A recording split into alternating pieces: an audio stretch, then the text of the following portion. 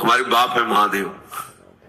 जब हम कभी किसी विशेष चिंता में होते हैं, किसी ऐसा कुछ लगा, जब ऐसा होता है तो इधर, और जब कोई विशेष कि किसी ने ऐसा प्रतिकूल व्यवहार की ठान ली है कि ऐसा ऐसा चिंतन कर, जहां थोड़ा तो उसी समय हम देखते हैं उनको फटकारे जटा झूठ और सामने वो ऐसे प्यार करते हैं जैसे अपने लाडले बच्चे को प्यार किया जाए। ये आराध्य देव ऐसे आराध्य देव नहीं कि हमारी उपासना बदल गई तो उन्होंने तो भेजा ना, वो एक एक क्षण कई बार आपको बताया कि ऐसे वो प्यार करते महादेव, जरा सी भी कोई ज्ञान समुद्र बल समुद्र और विनाशकार की इन्हीं के हाथ में डोर है। पूरी सृष्टि का विनाश करने की सेवा महाराज को है, पालन करने की भगवान विष्णु को है और रचने की ब्रह्मा जी को है।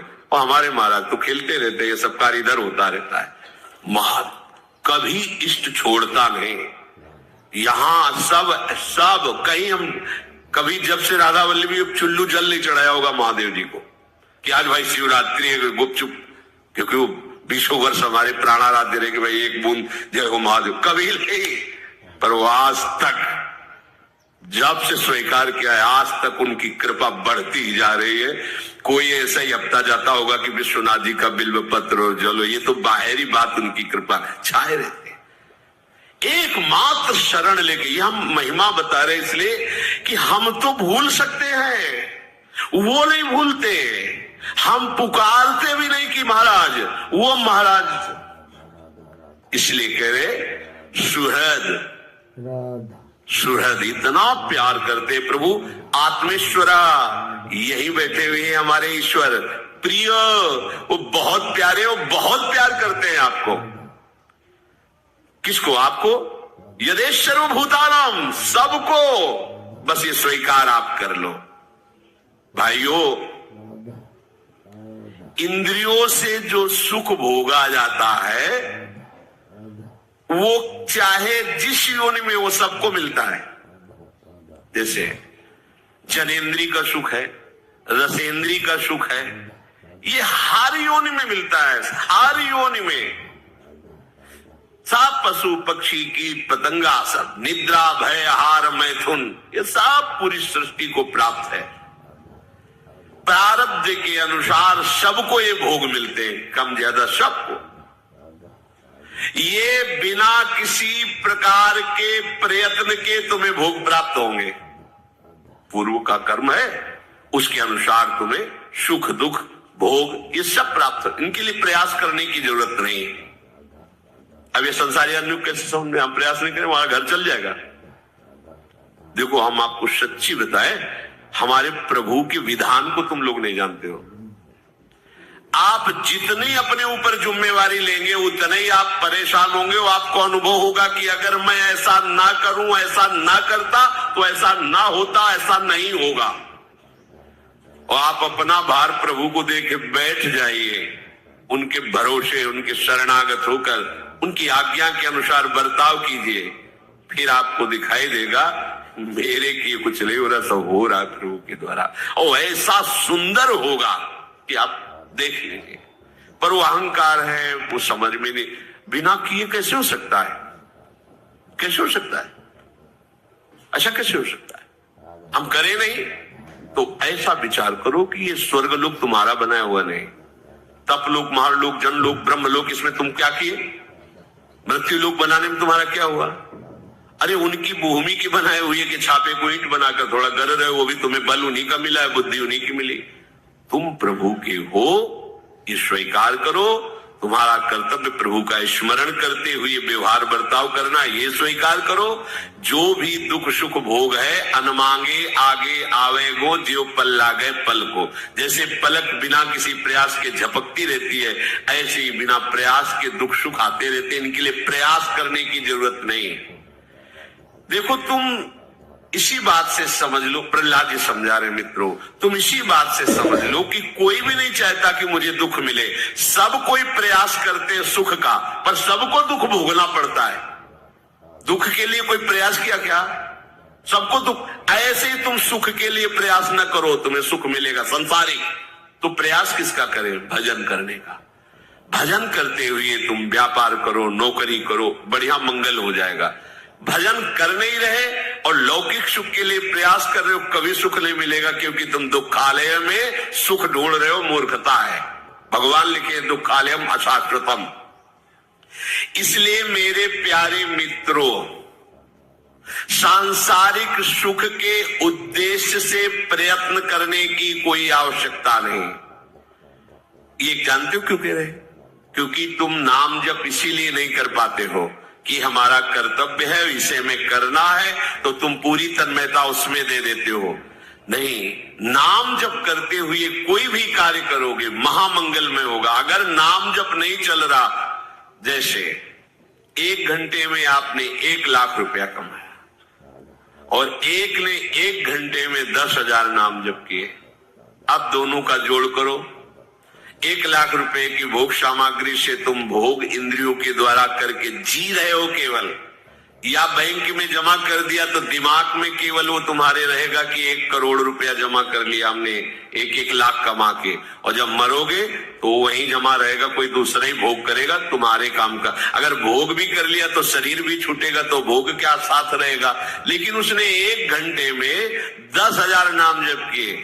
अब ये चाहे जिस युग में, चाहे जिस कल्प में, चाहे जिस लोक में जाए, ये नाम उसको आदर दिलाएगा और ये नाम उसकी पूजा करवाए। किसी भी लोक में जाए, नाम जापक का सम्मान होता है, आदर मिलता है, उसकी संपत्ति कभी नष्ट नहीं हो सकती और इस लोक में उसे संपूर्ण सुखों की प्राप्ति होती।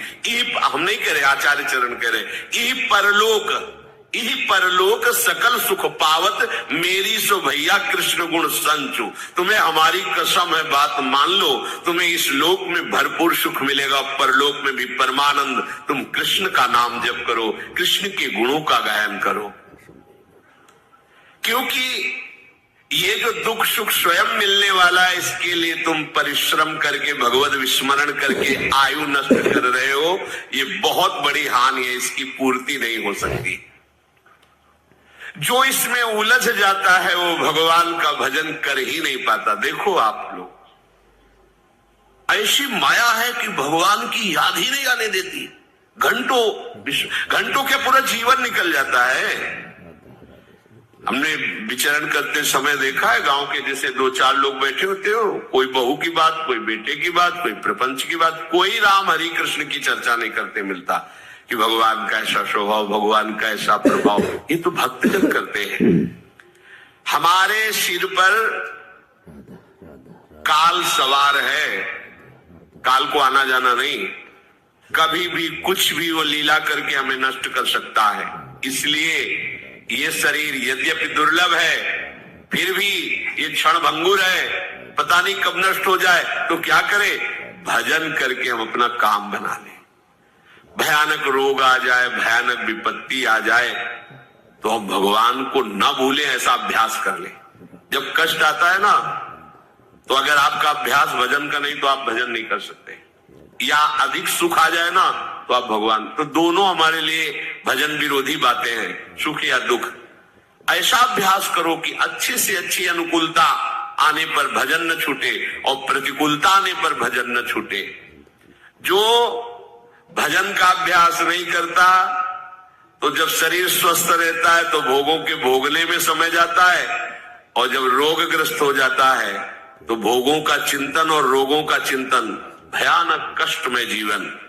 इसलिए बुद्धिमान पुरुष को चाहिए कि यावत स्वस्थ विदम कलेवरम यावत च दूरे जरा। जब तक तुम्हारा शरीर स्वस्थ है, बुढ़ापा दूर है, काम बना लो। अपने लोग जानते कैसे होते हैं? आग लगने पर कुआं खोदना शुरू करते हैं। आग लगने पर कुआं खोदना शुरू करते हैं। क्या? अब जब दिमाग काम नहीं कर रहा, बुढ़ापा आ गया है, पानी लेके पी नहीं सकते, तब चलते चलो सन्यास ले लेते हैं। किसका सन्यास लोगे? वैसे सन्यासी हो गए हो, किसका सन्यास लोगे? नारी मुई घर संपत्ति नासी, मूड मुड़ाए बे सन्यासी। तो भाव ना हो तो भी हो गए सन्यासी, अब क्या है? वास्तविक बात है, जब तुम्हारी इंद्रियां स्वस्थ हैं तब तुम धर्म पूर्वक चलते हुए भजन करो। नहीं, जब रोगग्रस्त बुढ़ापाग्रस्त हो जाओगे, ये सब केवल फिर वो केवल बाहरी वेशभूषा होती, भजन नहीं होता। हमने देखा है जो गृहस्थी से सन्यासी हुए वो कोई बहुत है जो पहला अभ्यास किए रहा वही, नहीं तो जहां बैठे तो वही बातें संसार की होती है। देखा है हमने, देखा है। इसलिए ये होगा आग लगने पर कुआं खोदना, कि जब सब काम निपट जाएंगे तब भजन करेंगे। तो तुम निपट जाओगे, आग लगी, अब कुआं खोदने से क्या होगा? वो तो जब तक तुम इधर प्रयास कर रहे हो भस्म कर देगा। अब तो आग लग गई। बुद्धिमान पुरुष वही कि आग लग ना जाए इसके लिए पहले से हम कुआं खोद के तैयार रखें।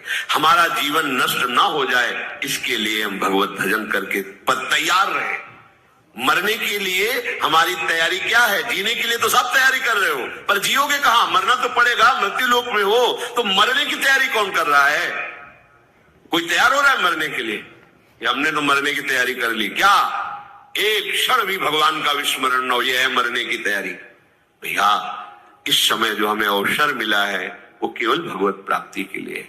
चूको मत। दिन प्रतिदिन कलिकाल बढ़ता जा रहा है, दिन प्रतिदिन भगवत भजन की असुविधा बढ़ती जा रही, दिन प्रतिदिन भगवान के प्रेमी महात्मा अंतर ध्यान होते चले जा रहे, दिन प्रतिदिन हमें ऐसा संग मिलता जा रहा है जो हमारी बुद्धि को हरि गुरु से बिलक कर दे। बरुभल बास नरक करता था, दुष्ट संग जन दे विधाता। भगवान मुझे नरक में रख दे अच्छा, पर भगवत विरोधी दुष्टों का संग ना हो। क्यों? भगवत विरोधी दुष्टों के संग से महत अपराध बन करके हमारा जीवन ऐसा हो जाएगा जब कहीं भजन के लिए ठहरने नरक भोगेंगे तो हमारे पाप नष्ट होंगे, आगे बढ़ने का रास्ता है। लेकिन अगर वैष्णव विरोधी जनों का संग करेंगे, वैष्णव दोष दर्शन करेंगे तो हमारा मार्ग चाहिए, दुल्हन चाहिए, लड़का बच्चा चाहिए, मकान चाहिए, सब व्यवस्था चाहिए, जाओ दिया। आए किस लिए हो? सरकारी काम से आए हो, साधना करके भगवत प्राप्ति करने के लिए। सब मनुष्य शरीरधारी ये सुविधाएं आपको काहे के मिले? भगवत सेवा के लिए। नाथ सकल संपदा तुम्हारी, और हमारे जो मिली है वो आपकी सेवा के लिए। मैं सेवक समेत सुत नारी, बढ़िया भगवत प्राप्ति का उपाय है। आप नहीं रह सकते थे अकेले, इसलिए भगवान ने आपको परिवार की सुविधा दे दी, मकान दे दिया, व्यवस्था कर दी। अब आपने ये कर्तव्य भूल करके उसी को केवल कर्तव्य मान लिया, उसी को अपना मान लिया कि मैं इनका स्वामी हूं, ये मेरे बच्चे, मेरी पत्नी, मेरा परिवार, मेरी संपत्ति दी है सरकार ने। अब आप विदेश जब भारत सरकार के द्वारा भेजे गए थे, 40 साल 50 साल जो भी कार्य दिया गया, आप वापस आए। Fear and worry suck. Have you ever been frozen or paralyzed by fear?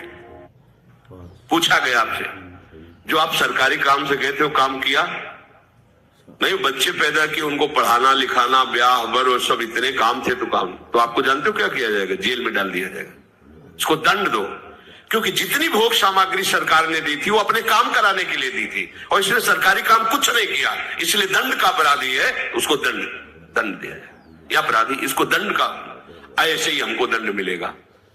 साधन धाम मोक्ष कर द्वारा पाए न जे परलोक समस्सो परत्र दुख पावई। परिणाम सिर धुनि धुनि पछताए, काल ही कर्म ईश्वर मिथ्या दोष लगाए। क्यों? क्योंकि जीव ही तुम्हारा मृत्यु का समय आएगा, हर सरकारी सुविधा छीन ली जाएगी, तुम्हारा शरीर छीन लिया जाएगा, शरीर संबंधी छीन लिए जाएंगे, जितनी धन संपत्ति यश नाम सब हटा दिया जाएगा। अब बचे आप अकेले।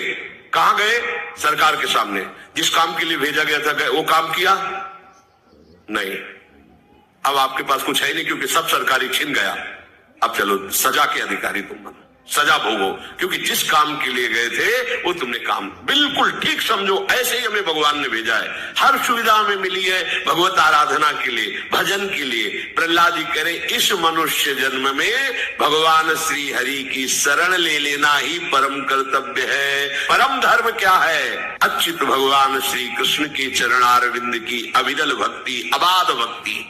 अब आपको समझ में नहीं आ रहा? दुनिया में लाखों का मेला जुड़ा, हंसा जब जब उड़ा तो अकेला उड़ा। अकेले जाओगे, केवल अकेले, न हाथ होंगे न पैर होंगे तुम्हारे साथ, औरों की तो बात जाने दो। प्यारे, जिस काम के लिए आए उसको मत भूलो। आप आए हो मोक्ष प्राप्त करने के लिए, भगवत प्राप्ति के लिए। भजन करते हुए सारे व्यवहार कार्य करो, कोई मना नहीं। भगवान ने ही तुम्हें सुविधा दी है, उन भोगों को भोगो तुम, हम मना नहीं कर रहे। जो धर्म के अनुसार भोगना चाहिए, जो भगवान ने तुम्हें प्रसाद रूप से दिया है, पर अधर्म मत करो। अधर्म करोगे तो जिस कार्य के लिए आए उस कार्य को जान ही नहीं पाओगे। वो कार्य है भगवत प्राप्ति। और भगवान तुम्हारे अपने हैं। प्रहलाद जी कहे यदेश सर्वभूतानां प्रियात्मेश्वर सुहृद। नहीं जान पा रहे हो आप, आपको भगवान बहुत प्यार करते हैं। सही बात, जब पहले निकले थे तो ऐसा लगता था कि भगवान और हम, अब भजन करके हम मोक्ष प्राप्त करेंगे, भगवत प्राप्ति करेंगे। जब आगे बढ़े, मध्यकाल आया, तो ऐसा लगने लगा कि भगवान और हम दो तो है ही नहीं ना, ये तो भ्रम है। जब रिजल्ट की तरफ बढ़े तब लगा कि वही वो है और उनसे प्यारा कोई है ही नहीं। सुहृद, इतना प्यार। अब ये बर्फी रसगुल्ला तो है नहीं कि तुमको ऐसे दे दे, दिखा दे। ये सब यंत्र अंदर के जो अनुभव करते हैं, वाणी की सामर्थ्य नहीं बोल सके, नेत्र की सामर्थ्य नहीं कि तुम्हें दिखा सके। भगवान ऐसे नहीं कि कहीं कोई बैठे हैं कहीं, छिन छिन बिहरत संग। इतने प्यारे हैं, इतने उदार हैं, इतने नजदीक हैं। बस तुम क्या है कि ये जो और कुछ समेटे हो ना, इसलिए तुम्हें अनुभव में नहीं आ रहे। कहा कहो बड़ भाग, नित नित रति हरिवंश हित, नित बर्धत अनुराग। ऐसी उन्मत्तता चाहती, अपना कोई इतना बड़ा साथी हो जाए। हल्लो, कोई बहुत बड़ा पदाधिकारी रोज तुमसे हाथ मिलाए, तुम उसके साथ खाओ पियो बैठकर, कैसा लगेगा आपको? है घर में फूले घूमोगे। हम प्रियालाल के साथ खाते हैं, प्रियालाल के साथ सोते, प्रियालाल के साथ खेलते। आप नहीं करते क्या? पर आप तन्मयता नहीं रखते। आप और कुछ भावना किए, जूठन किनकी पा रहे हैं? उन्हीं की तो पा रहे ना।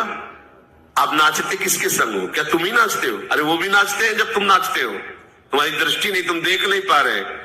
हाँ, होड़ करके नाचते हैं। तुम अगर ऐसे करते हो तो आप देखो, जब संगीत बजेगा, कोई कुछ, अब बहुते नास्तिक हो या बहुते शुष्क हृदय हो तो कीर्तन हो, हम देखा है किसी किसी को कीर्तन हो, ऐसा लग रहा है कि पीठ के खड़े किए गए। अरे कीर्तन हो रहा है, इतने इतने में क्या जाता है, राधा राधा राधा। हम देखा जैसे अचानक दृष्टि गई तो लगा कितना दुर्भाग्य है। वो ऐसे खड़ा है जैसे इस परिवार का पूरा नाश हो गया है, और वो मतलब एकदम ऐसे। आपको सच्ची कहते हैं, बात मान लेना, जब आप नृत्य करते हो ना, हमारे युगल सरकार पुलकित होते। वो तुमसे कम, हाँ, उन्हीं की इच्छा से तुम्हारे अंदर आनंद आ, वो आनंद सब उमग के आ जाते हैं, नाचने लगते हैं। वो दृष्टि आएगी, हरिवंश कृपा से आएगी, नाम से आएगी। इतने प्यारे तुम्हें कैसे बताए वो वाणी का। जब कभी कोई बात आती है, जरा सा हम परेशान होते हैं ना, जरा सा परेशान होते हैं, तो जैसे बच्चा अपना परेशान हो तो माँ कैसे दुलार करती है तुम्हें पता है? बैठाल के हाथ फेरती है, दुलार करती। तुम क्यों चिंता करते हो? हम है ना, नाच पड़ते। अरे जब कभी ऐसी बात तो लगता है इतना एकांत में जैसे कभी कि लाल, तब ऐसे दुलार मिलता है। तुम क्यों चिंता करते हो? मैं हूं ना। एकदम मस्ती आ जाती हो, नाच पड़ते हैं। क्या कितने कृपालु लाडली लाल। हम आपको कैसे बताएं? इस मनुष्य जन्म का एकमात्र परम कर्तव्य भगवान की शरण हो जाना। कहां है भगवान? ऐसे दोस्त हैं तुम्हें, फिर वही बस लड़खड़ा जाते कि अब कैसे बताएं। कल शाम की बात कर, नहा के स्नान करके और बैठे, जरा सा जैसे बच्चे कभी है तो कभी चर्चा, ऐसे शरणागति की जरा सी बात आई, जरा सा ऐसे बस वो, अब वाणी की सामर्थ्य तो तुरंत बताए। वो इतने नजदीक है, वो इतने प्यार करने वाले, एक सेकंड बर्दाश्त नहीं कर पाते, एक सेकंड बर्दाश्त नहीं कर पाते चिंतित होना। एक सेकंड, अगर एक सेकंड जरा, तो एक सेकंड में मुमकिन, तभी तो निहाल हो जाते हैं। और आपको गुप्त बताए, नाम जप करते हुए कोई भी कार्य करोगे महामंगल में होगा। अगर नाम जप नहीं चल रहा, जैसे 1 घंटे में आपने 1 लाख रुपया कमाया और एक ने 1 घंटे में 10,000 नाम जप किए, अब दोनों का जोड़ करो। 1 लाख रुपए की भोग सामग्री से तुम भोग इंद्रियों के द्वारा करके जी रहे हो केवल, लेकिन उसने 1 घंटे में 10,000 नाम जप किए। अब ये चाहे जिस युग में, चाहे जिस कल्प में, चाहे जिस लोक में जाए, ये नाम उसको आदर दिलाएगा और ये नाम उसकी पूजा करवाए। किसी भी लोक में जाए, नाम जपक का सम्मान होता है। जब तक तुम्हारा शरीर स्वस्थ है, बुढ़ापा दूर है, काम बना लो। अपने लोग जानते हो कैसे होते हैं? आग लगने पर कुआं खोदना शुरू करते हैं। आग लगने पर कुआं खोदना शुरू करते हैं। क्या?